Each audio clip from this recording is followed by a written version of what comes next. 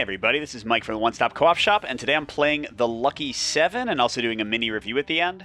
This is a solo-only quick-playing card game where you're trying to have your soldiers survive, and a disclaimer that I did get a review copy of this one. And if you like the content on the One Stop Co-op Shop, consider supporting us through Patreon. You get early access to our videos and exclusive videos every month you can't see anywhere else. You can also watch our separate streaming channel for even more content, listen to our weekly podcast, or come and join the conversation on our Discord. So the basic idea of the Lucky 7 is you're playing on a 4x6 grid, which is determined by these randomly shuffled cards. You're going to have your 8 soldier cards randomly put out in this grid, although one of them gets blown up right at the beginning. That's why you're the Lucky 7, not the Lucky 8. And then you have to survive the draw of all of these threat cards. You're going to do 4 a turn, 1 key to each of the rows in the game. And there'll be machine guns and infantry you have to blow up, tanks and mortars you have to survive the attack of, and flares getting in your way. And if after the threat deck runs out, you can defeat every enemy on the board in the following turn, you win. If all your people are defeated or there's enemies left at the end of the game, you lose.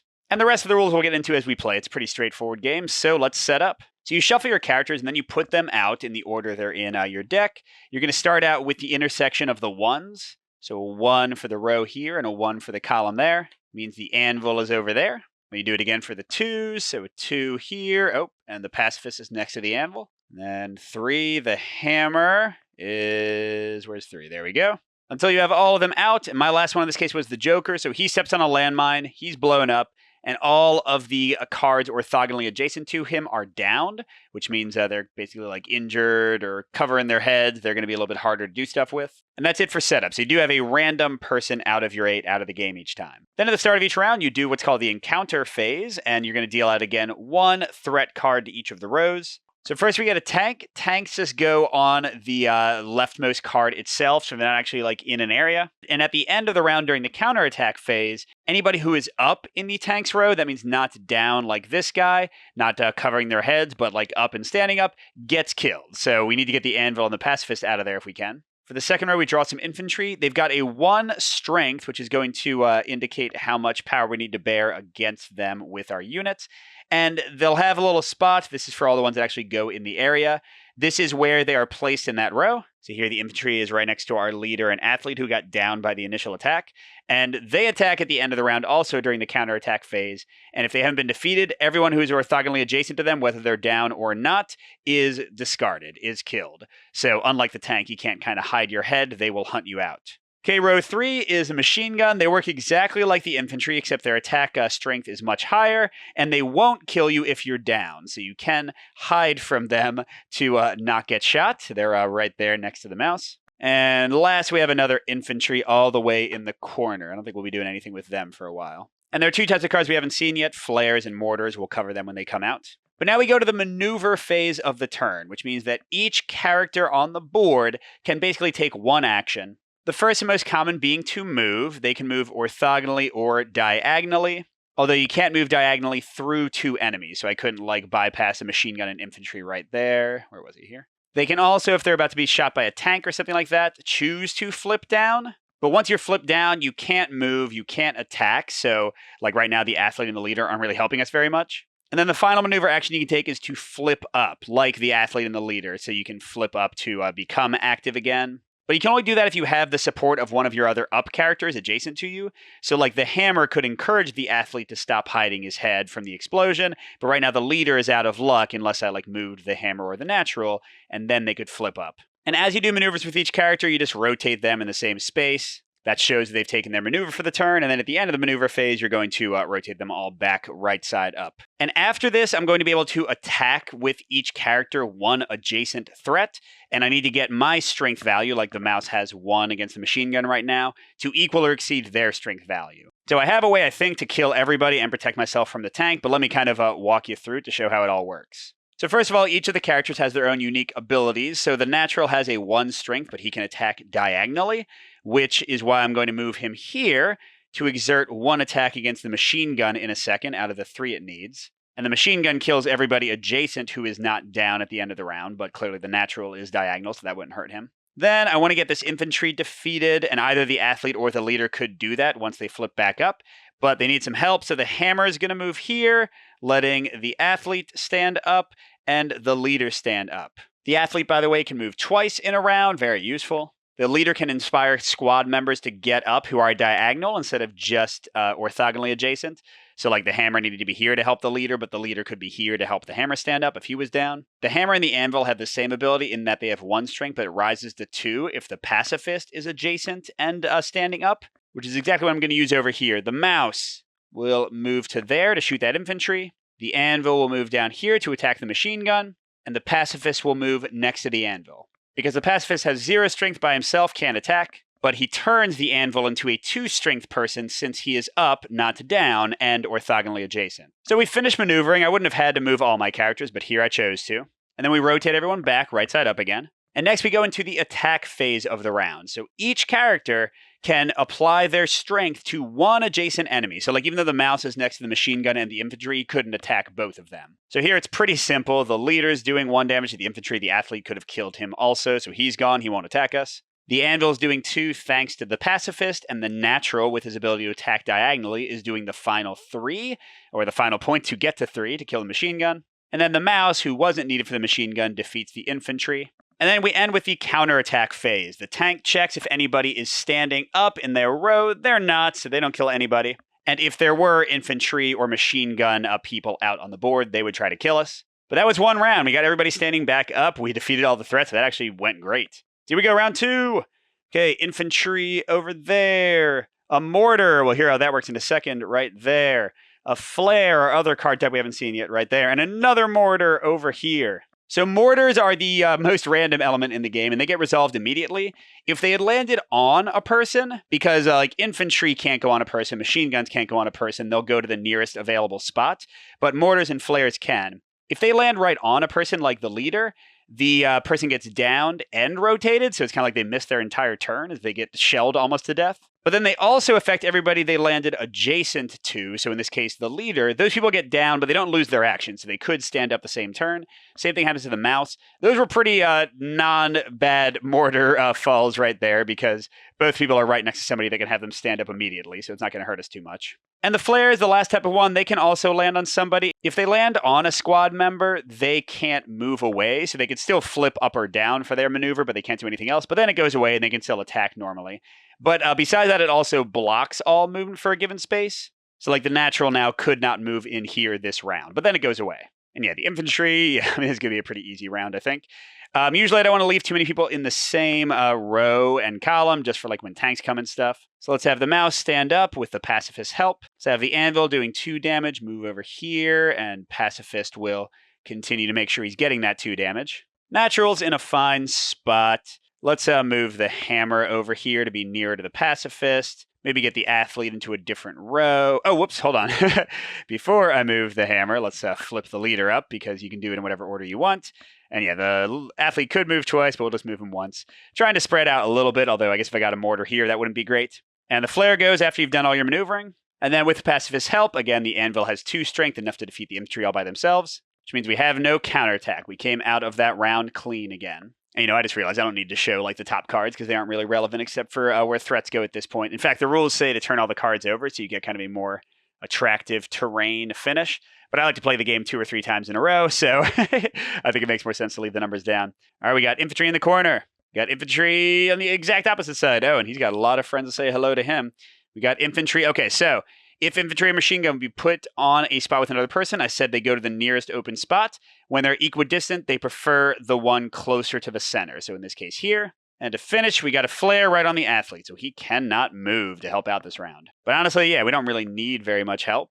Leader will go there to kill that infantry. That infantry is already dead. Yeah, the mouse has already got that infantry. Yeah, you know what? Actually, I'm going to leave everybody where they are, because even though the hammer might want to be closer to the pacifist, I like the flexibility of being able to move them together in a future round. So flare goes away on its own, and total slaughter of all these infantry. That's another round down. Here we go. Okay, another infantry in the corner. Stronger, though. The leader can't handle that by themselves.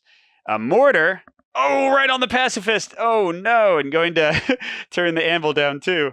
And then infantry right there. That's okay. And, ooh, a machine gun. Okay, so this is definitely a lot tougher now. So let's resolve this mortar. So the pacifist got direct hit. He's going to flip and rotate. The anvil was adjacent. He's just flipping. So, okay, yeah, we're not going to be able to kill everybody this round. So we have 1, 2, 3 attack here. And we can get the mouse over for 4, but there's no way to boost the hammer. There's no way to get the leader here. So we can only exert up to 4 attack here. And if we kill the machine gun, the infantry will murder us. So I think we have to leave the machine gun and kind of get out of dodge. So, All right, so if I move the leader here, he's still doing his 1 damage. The athlete can move 2, so that'll finish off that infantry. I want the natural to stay near the machine gun, so we can go here to still do 1 damage. We can get the hammer over here. And, I mean, we could move the mouse over, but he's doing fine. By the way, I didn't show. The mouse's ability is that he can flip down after moving for a free action. And even while he's down, he can still move and attack on his turn. The only thing that's a negative is that he can't help other people stand up while he's down. So he's like sneaky all by himself, but can't inspire other people. And yeah, the anvil sadly cannot stand up because the pacifist does not have an action. He's already rotated, so he can't stand up with the hammer's help. But next turn we can get them all up. Okay, so with this current layout, we're killing 2 of the 3. The machine gun's hanging around, and we are still out 2 of our people over there. Actually, you know what? I'm going to move the mouse up, even though it's really giving me kind of a kill zone here, because I want to be able to exert more on that machine gun next turn more easily. All right, so 1-2 against the infantry, 1-2 against the infantry, machine gun staying alive. We go to the next round of threats. Flare, nothing really too worrisome there. Another machine gun. That's kind of a kill area there, isn't it? A stronger infantry all the way over there. We can definitely get them. And then, a tank here. Okay, so I think we're still not going to kill this machine gun, but we should be able to work on the other one. All right, so first things first, let's just take care of the easy stuff. Pacifist and anvil come back in the action, because the mouse or the hammer inspires the pacifist, and then the pacifist immediately, as standing up, will let the anvil stand up too. And that means the hammer is going to now have 2 attack against this machine gun. So this is easier than I thought it might be. The mouse and the natural can't stay here. The tank will kill the natural. I have 2 choices. I could send the mouse up there and then the natural up, but I feel like I'd be putting too many people in the same column. So what I'd rather do is I'm going to move and flip the mouse down. Again, he can't inspire anybody now, but he can still attack and the tank won't hurt him. The natural can move up here. The hammer's happy where he is. Let's bring the athlete nearer to the machine gun to be able to help out. And I guess we do need 1 more on that machine gun, so let's bring the leader down. All right, so pretty good. The flare goes away. We've got 2 here on the infantry. A boosted 2 plus 1 to get to 3 for the machine gun. And the tank misses the mouse because he's already sitting down.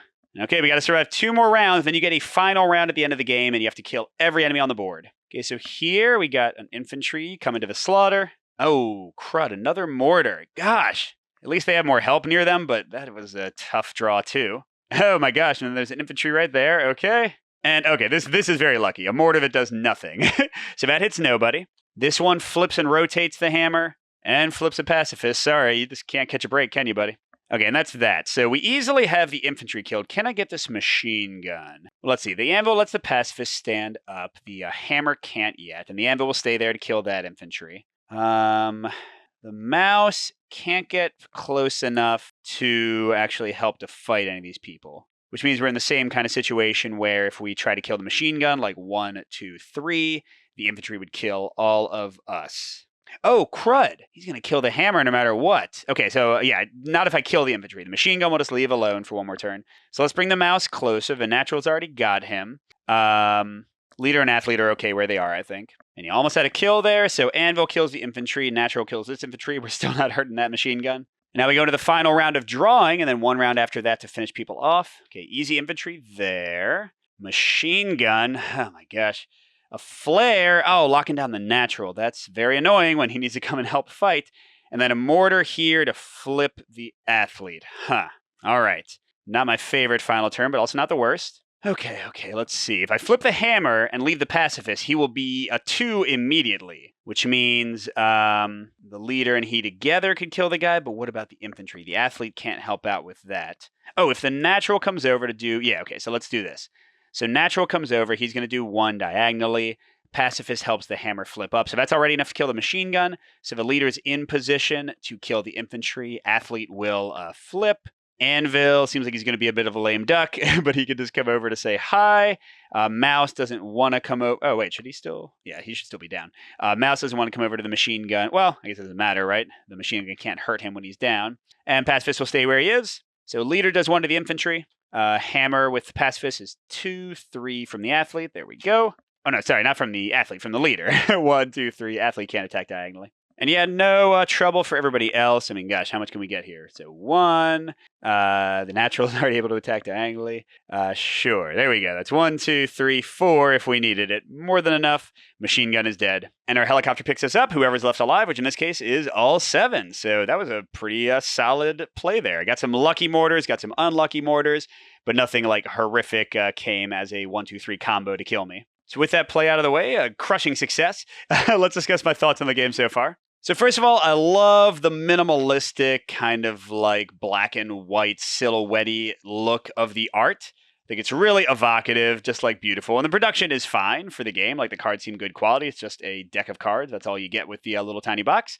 So I like all of that. I also like this very simple way of randomizing your setup, that you have these kind of there and you're putting on the intersections to like place your guys out. And then you're going to randomly have one gone and maybe some of them hit early. So it does tend to change up the game, some more than others. Like not having the pacifist to boost the anvil and the hammer is pretty big. You know, not having the athlete for the extra movement or the natural for the diagonal attacks. Each of them gives its own little kind of feel to the game. And that's another thing I like. Very simple special abilities for each character. The one you didn't see, by the way, who got killed in this game was the Joker.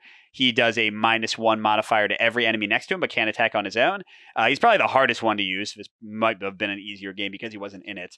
But yeah, I like the simple powers. I like how straightforward they are to learn, but how interesting it is to use them in the little tactical puzzle. And that's probably my favorite thing about the game, using the characters, moving them, like deciding how to get your people to the right spot, to defeat the machine guns, to avoid the enemy fire, to like pick people up after they get hit by the mortar. I think all that is really fun. I was initially interested in covering this one because some people on Discord enjoyed it. And looking at it, it reminded me of something like Rove, you know, where you have very few cards and you're moving around with very few actions, but trying to get the most efficient use of all your stuff. You know, I wouldn't say this is as good as Rove. That's one of my top games of the last year or so, but this is definitely fun. My one big concern with the game, and you probably saw this in the play, I've heard people on the Discord that talk about the game say that they keep losing.